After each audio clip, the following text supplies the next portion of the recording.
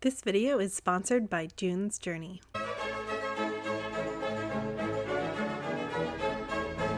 I am starting filming this Capelet video right after filming my last introduction video of my new project because I've got a lot of work to do and a very short amount of time to do it in. So we're just going to jump right on in and get started. So if you missed my last announcement video, I am going to be making this capelet, which is currently on display in the Museum of Vancouver. I don't have a lot of time to make it because I'm moving. So first things first, research-wise. I've been doing a lot of research on little capelets, trying to figure out the pattern, the design. The majority of the capelets that I've come across are full circles, like this one here, or they are a 3/4 cut. I think it's called a military cut. Don't quote me on that one. That's just a word that has been stuck in my head and I don't know if that's actually the correct term for a 3/4 capelet. So anyways, I think I am going to be going with a almost full circle for the capelet. I haven't figured out the pattern 100% yet, but I need to get that done before I cut out the velvet because I don't have any more velvet if this gets messed up. So studying the capelet here, it looks like it is cut in 4 pieces. So there's the front 2 panels and the back 2 panels. And that I think makes the most sense for how it is dyed, because the picture here, you can see that it kind of goes and follows along the shoulder for the purple dye, and then the orange and yellow dye kind of radiate from the center and go up. I have these fabric dyes here. I actually found them at the dollar store, but these are Tintex dyes. So I got these at Dollarama for like $1.50 each. And they are, I believe, an acid dye.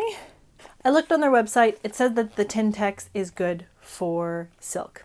So I am going to do some samples once I've cut out my fabric, and hopefully that will work out, and then I can figure out how to do the ombre dye.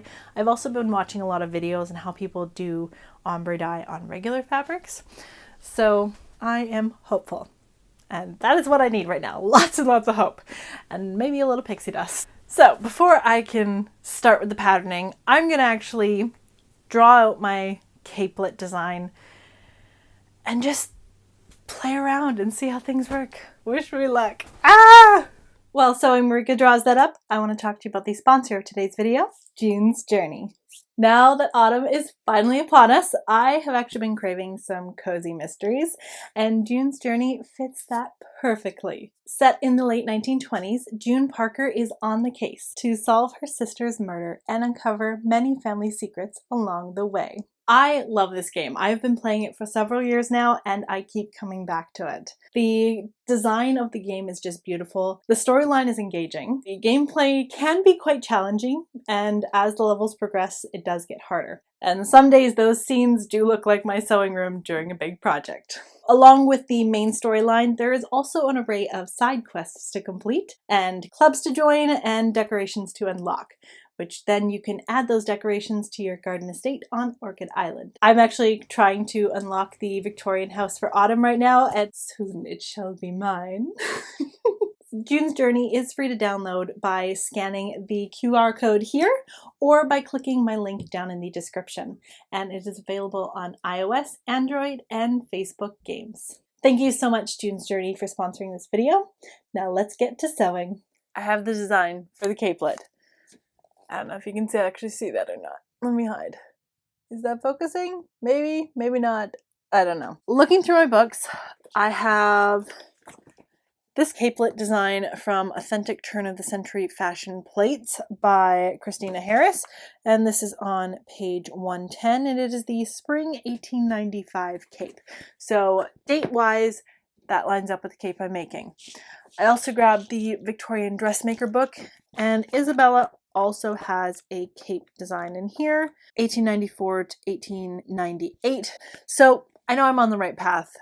Also, of course, looking at the extant designs, I know that they did have full circles or 3/4 circles and whatnot. Because I have not made the bodice for this yet, and I don't know how big the sleeves are going to be, I am going to pull my constellation gown out from storage and set that up on my mannequin so I can get an idea for sleeves just to see how big I need my cape to be. and then we'll go from there. All right, so it took longer to find this bodice than I was planning, but here we are. So for this, looking at the pictures, it looks like the capelet comes just below the waist. So I'm going to measure this off, including the sleeves, because I do want it to even all the way around. So to do that, this has to be longer, and then this will be shorter to account for how full the sleeves are. Going from the neck to the waist, that is about 22 inches. Neck to waist is 18. And then the neck, I'm going to go about right there. That is 18.5 to 19 inches. So I will go with 18 inches when I'm drafting the pattern, and then I will do a quick mock-up and we'll go from there. With my measurements in hand, I drew up a simple circle capelet pattern.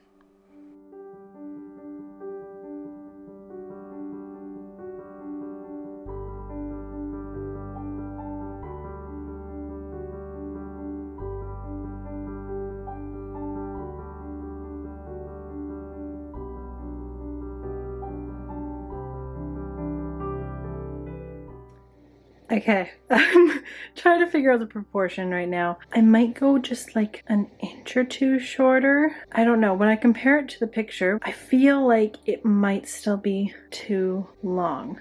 Okay, so I've trimmed this side about an inch shorter, and I like where that's sitting compared to this one.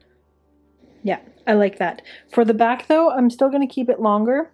So I'm going to kind of fade that when I transfer these markings over to the pattern.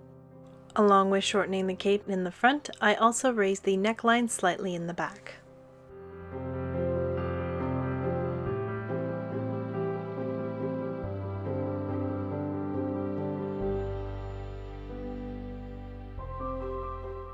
And with those alterations done, my capelet pattern was ready.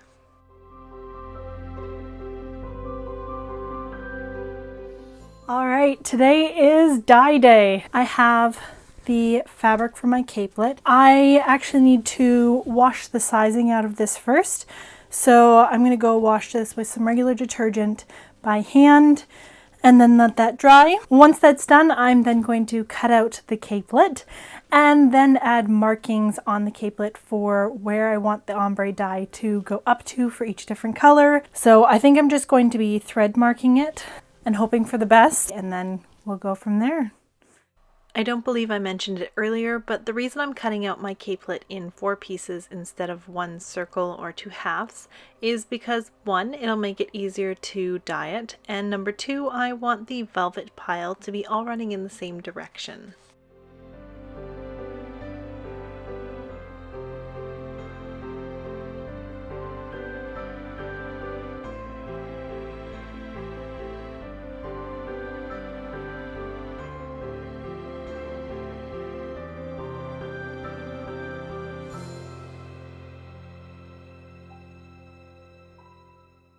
And as I mentioned earlier, I decided to loosely thread mark my ombre guideline to make it easier to get things symmetrical in the dyeing process.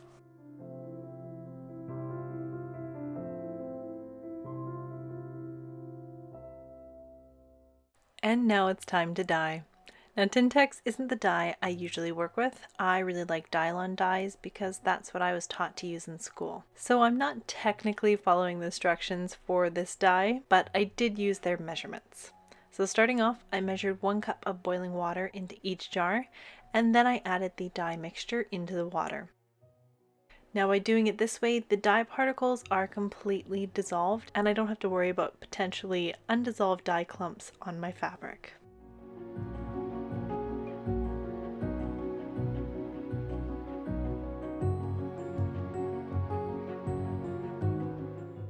So first up, I needed to dye the yellow, and the color I'm using is Tintex Brilliant Yellow. First I filled my container with several kettles of boiling water, and then I slowly began adding my dye mixture. Now I'm using a syringe to measure out my dye, so if I needed to, I could possibly replicate this in the future.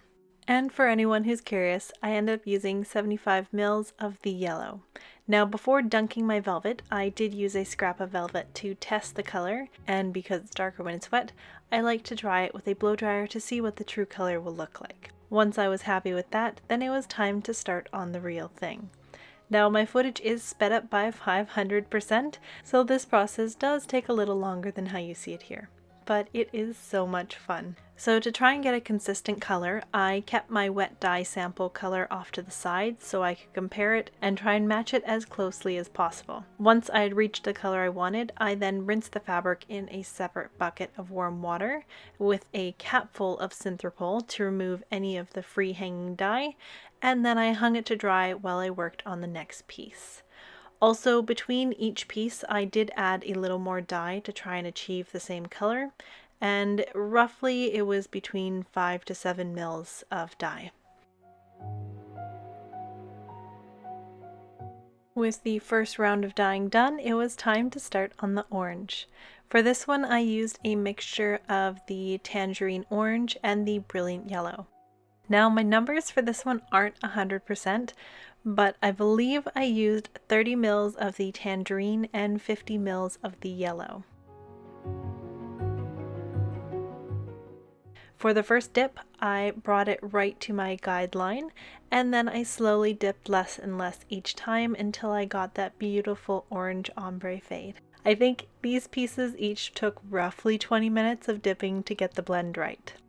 And once again, after each round, I then added 7 to 10 mils of both the tangerine and the brilliant yellow, and some more hot water to try and keep this process consistent for each piece. So, funny story, you can kind of see here that the lighting is getting worse slowly for each shot, and that by the end of this I actually had to ask my husband to hold up a flashlight so I could see what I was doing. And that's because I started dyeing after dinner and I didn't think I was going to lose the light so quickly. But thankfully I was able to get it done and it didn't look half bad. And with the orange done, I called it a night. Day 2 of the dye process started out with figuring out the color for this pinky purple portion of the capelet. Try saying that 5 times fast. So I used roughly 100 mils of the fuchsia Tintex dye and 15 to 20 mils of the royal blue to create my bath color.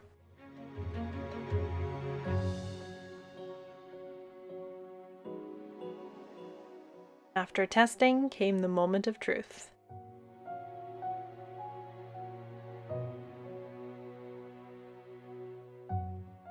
Now these pieces took a long time to dye. Trying to achieve the darker shades definitely is easier when you can have your dye bath on the stove, but in my case I found that I had to just add more boiling water to get the color that I was going for. Now while I did achieve the darker shade, I did make a mistake by letting it sit in the dye bath instead of keeping it moving. And you can see in this shot here that there is a definite line where the fabric was sitting in the dye. To try and keep the excess dye in the water, I did give it a little squeeze, and then I rinsed my hand in the rinse water before touching the rest of the capelet, because the last thing I wanted was blotches of purple on the yellow and orange part of the capelet. Now, the purple was very much trial and error, but once I figured it out and I had a system, I was on a roll. And because of the way I dyed the first panel, I decided to keep it consistent and repeat that dye process for the remaining 3 panels. Sometimes it's just better to have a consistent mistake than one piece that is obviously wrong.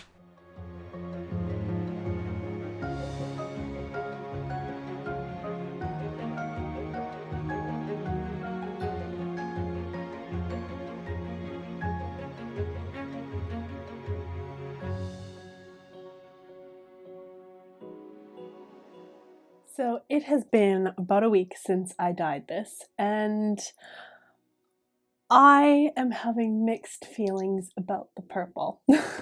So if you look at this, it's not the clearest here. Let me move you down. We're going to move you closer so you can see better. Okay, so you can see the yellow to the orange fade. It's a nice fade because they are in the same family.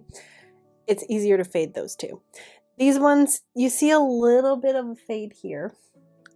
but it's mostly vibrant purple to yellow. So if you look at the photo here, you can see theirs has a bit more of like a pinky undertone. I'm fine with the purple, but I do wish I just had a little bit more of that fade that you can see from the yellow to the pinky purple color. I'm worried that if I try and go a little bit more, or even if I like make this just slightly darker, then that'll have a little bit more the fade that I'm looking for. I'm gonna chat with some friends and see what they think. And I may be re-dyeing this in a moment. Okay, wish me luck. I've finished dyeing my capelet. So I did slightly try and fade the purple and the yellow a bit more.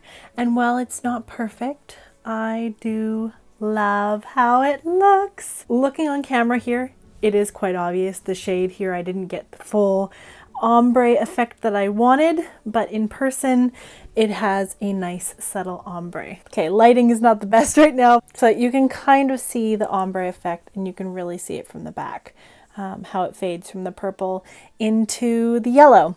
So it's not perfect, but I love it. So I am really excited with the progress I've made with this capelet, but now I have to do one more step before I finish today's video. So as you can see, it's very slinky, and so I am going to add a cotton woven interfacing to the back of this that will hopefully make it look like something that is more similar to what the silk velvet would have been like in the Victorian era. So I actually had a very hard time finding a woven fusible interfacing that was wide enough for my capelet, but I did eventually find some online, and it took a little bit to come in, but I'm glad that I went with it. So if you guys are in Canada and looking for a wide woven fusible interfacing, I will leave a link below for the stuff I bought. When attaching the interfacing, my iron barely touched the fabric, and instead I just steamed it like its life depended on it. And lastly, I waited for the fabric to completely cool before I moved it, just to make sure that the bond was secure.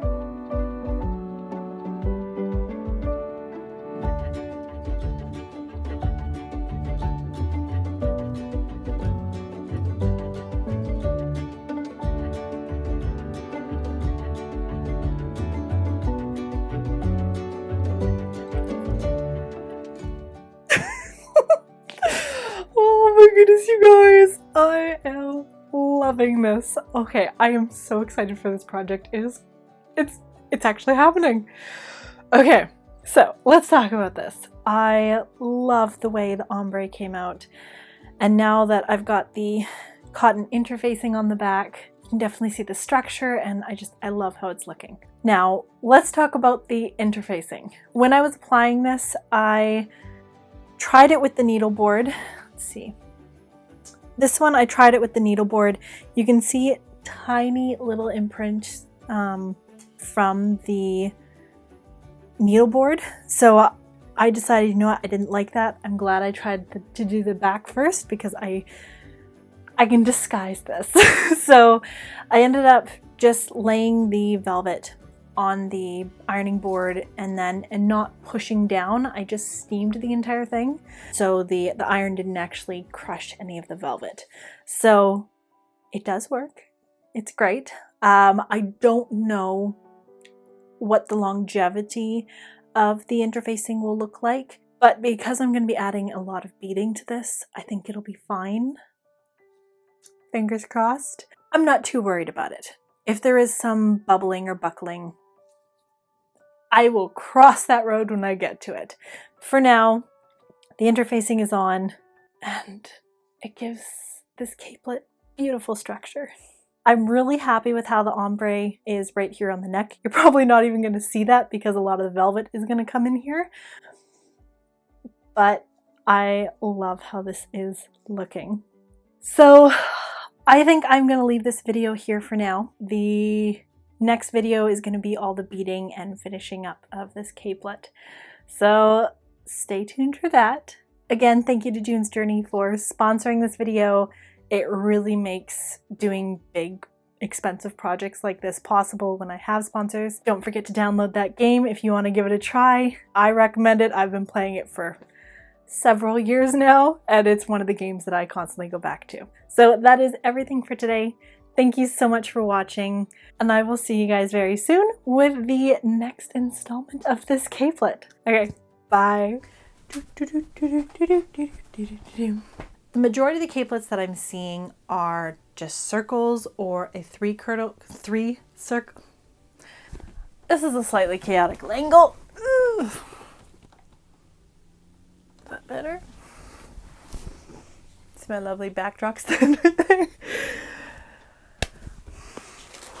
Okay. I'll link it up above if you want to watch the video.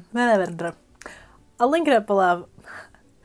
Okay, lighting is not the best right now, but you can kind of see the ombre. This is really, I shouldn't have done this backlit. I'm so excited. I can't wait to wear this. Okay, bye.